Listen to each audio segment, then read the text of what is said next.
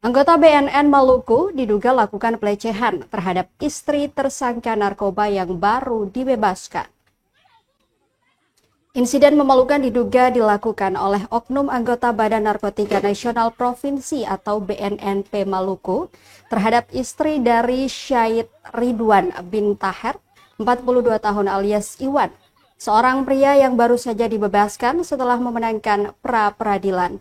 Dugaan pelecehan ini terjadi tepat setelah Iwan keluar dari kantor BNNP Maluku pada Selasa 18 Maret 2025 sekitar pukul 15.30 waktu Indonesia Timur. Menurut Petra Latue, kuasa hukum Iwan, insiden terjadi ketika kliennya dan keluarga dicegat oleh dua anggota BNNP Maluku, Haris dan Thomas, sesaat setelah mereka meninggalkan kantor BNNP. Upaya pencegatan ini diduga dilakukan untuk menangkap kembali Iwan, meskipun pra-peradilan telah membatalkan penangkapan sebelumnya. Dalam situasi yang menegangkan tersebut, salah satu anggota BNNP Maluku, Thomas, diduga melakukan tindakan pelecehan terhadap istri Iwan. Tindakan ini sontak memicu kemarahan dari pihak keluarga dan kuasa hukum Iwan. Mereka mengecam keras tindakan oknum anggota BNNP Maluku tersebut dan berencana melaporkannya ke Polda Maluku. Kasus ini menambah panjang daftar kontroversi terkait penangkapan Iwan oleh BNNP Maluku.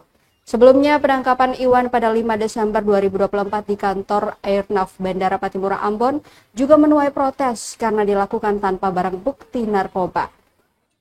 Meskipun BNNP mengklaim hasil tes urin Iwan positif, pihak kuasa hukum tidak pernah menerima hasil tersebut dan berargumen bahwa Iwan mengonsumsi obat-obatan rutin karena sakit. Pra-peradilan yang diajukan oleh pihak Iwan akhirnya dikabulkan oleh Pengadilan Negeri Ambon pada 18 Maret 2025 yang memerintahkan pembebasan Iwan. Namun, insiden dugaan pelecehan ini kembali mencoreng citra BNNP Maluku.